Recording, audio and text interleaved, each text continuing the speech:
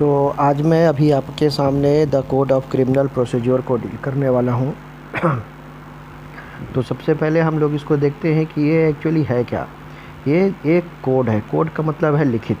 तो लिखित है क्या? ये लिखित है, ये क्रिमिनल प्रोसीजर है।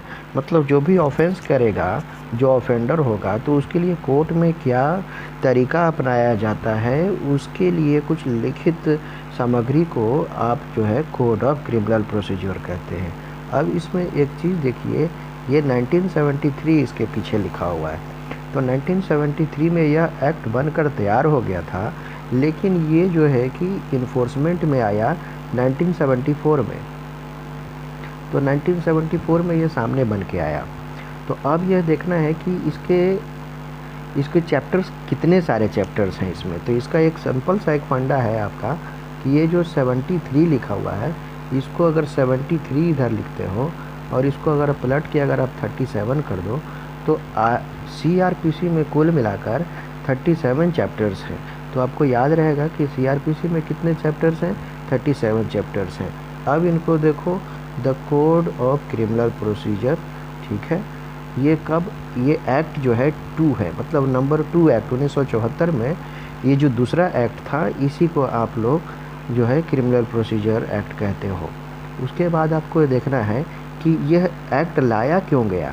तो ये एक्ट लाने का पर्पस ये था ताकि ये जो क्रिमिनल जो प्रोसीजर है, इसको थोड़ा और मजबूत किया जा सके, ठीक है। और ये डेट ऑफ इन्फोर्समेंट एक बार देख लो, 1 अप्रैल 1974 को यह इन्फोर्समेंट में आ चुका था। अब ये देखना है कि जब आप इसको समझ चुके हो, तो हम लोग को ये देखना है कि ये जो 37 चैप्टर है, इसमें 37 चैप्टर्स हैं, ये एक्चुअली हैं कितने, किस तरह से सजाए हुए। तो याद रखना बड़ा मुश्किल हो जाता है इन 37 चैप्टर्स को। मेरा एक बस प्रयास ये रहेगा कि आपको सिलसिलेवार ढंग से सब कुछ समझा दूँ कि ये 37 चैप्टर कैसे हैं। तो अगर मोटे मोटे तौर पे बोलो तो 1 से लेके 21 तक ही अगर आप ये बोलो तो क्रिमिनल प्रोसीजर कोड है। मैं ऐसा इसलिए कह रहा हूँ क्योंकि इसमें जनरल प्रोविजंस 1 चैप्टर से लेके 21 चैप्टर तक लिखे हुए हैं। तो इसको जनरली बच्चों के सामने सबसे बड़ी समस्या होती है कि CRPC को याद कैसे। CRPC याद रखना बड़ा एक टिपिकल जॉब हो गया है। तो इसको मैं बता दूं कि चैप्टर 1 से लेकर आपको बस 21 तक याद रखना है। और एक 21A भी है, अभी आ गया है रिसेंटली, जिसको आप प्ली बार्गेनिंग बोलते होते हैं, chapter related with plea bargaining. तो अभी हम लोग इसको देखते हैं और मैं समझता हूँ कि अगर ये वीडियो अगर आपने अच्छे से समझ लिया तो आपको फिर क्रिमिनल प्रोसीजर कोड हमेशा के लिए याद हो जाएगा। अब इसको देखिए, मैं नीचे की तरफ स्लाइड में बढ़ रहा हूँ। तो इसका जो चैप्टर 1 है, जिसको अभी हम लोग देखने जा रहे हैं, चैप्टर 1। तो चैप्टर 1 जो है 1 से लेकर 5 तक है, ठीक है। चैप्टर 1 1 से लेकर 5 तक है। और ये जो है ये डेफिनेशन सेक्शन को बताता है, जिसमें है कि ये CRPC क्या है, ये कब एग्जिस्टेंस में आया, कब इन्फोर्समेंट में आया। तो ये सभी चीज़ की चर्चा सेक्शन 1 चैप्टर 1 में की गई है। तो अच्छा, ये जो है कि कोई ऑफेंडर है, तो ऑफेंडर जो है कि उसके लिए कोर्ट में तो बाकायदा प्रावधान होना चाहिए। तो क्यों ना उसके लिए कोर्ट का निर्माण कर दिया जाए। तो ये देखिए, जो चैप्टर 2 है जो आपके सामने, ये चैप्टर 2 बता रहा है कि ऐसे मुद्दों के लिए क्रिमिनल कोर्ट्स की बनाई जाती है। और उसमें जो जज बैठेगा उसको आप क्या बोलोगे? सेशन जज बोलोगे। तो कुल मिला के 1, 2 और ये 3 जो हैं, ये कुल मिला के डील करते हैं कोर्ट से संबंधित, कि कोर्ट कौन होगा, तो कोर्ट के पावर क्या होंगे। तो chapter number 1, 2 and 3 deals with the courts, ठीक है। अब देखना है कि कोर्ट जब आप बन चुके हैं चैप्टर 3 तक में, तो उसमें जो कुछ तो मैन ज़रूर होंगे, इंसान तो ज़रूर होंगे।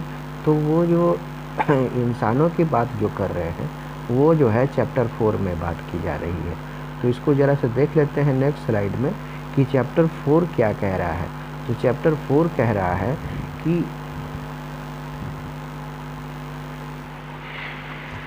देखिए, चैप्टर 1, 2, 3 कोर्ट की चर्चा जब कर दिया है, तो बोलता है कोर्ट में इंसान होना चाहिए ना भाई। तो कौन होना चाहिए? तो वहाँ पे मजिस्ट्रेट होगा, और पुलिस होगा। तो ये जो पुलिस है वो पहला आदमी है जिसको कि ऑफेंस के बारे में जानकारी मिलती है।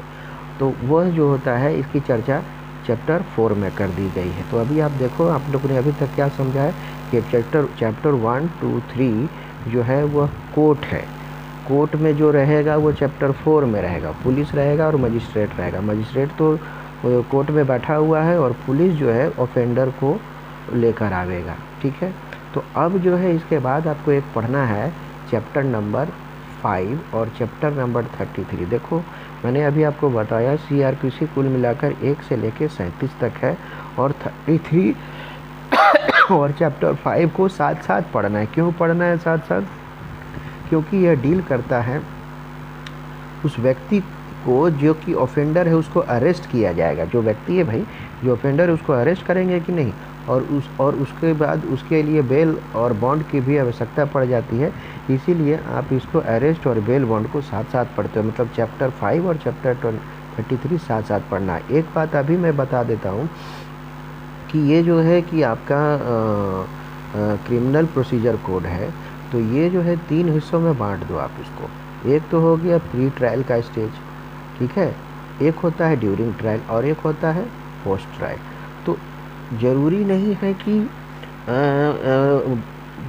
बेल जो है आपको बिल्कुल ट्रायल होने के बाद ही मिले या पोस्ट ट्रायल में ही मिले। ट्रायल अभी सुशांत सिंह राजपूत का केस जैसे आप देख रहे हो, रिया चक्रवर्ती उसका ट्रायल होने से पहले ही वो जो है कि बेल के लिए बात कर रही है कि मुझे एंटीसिपेटरी बॉल दे दी जाए।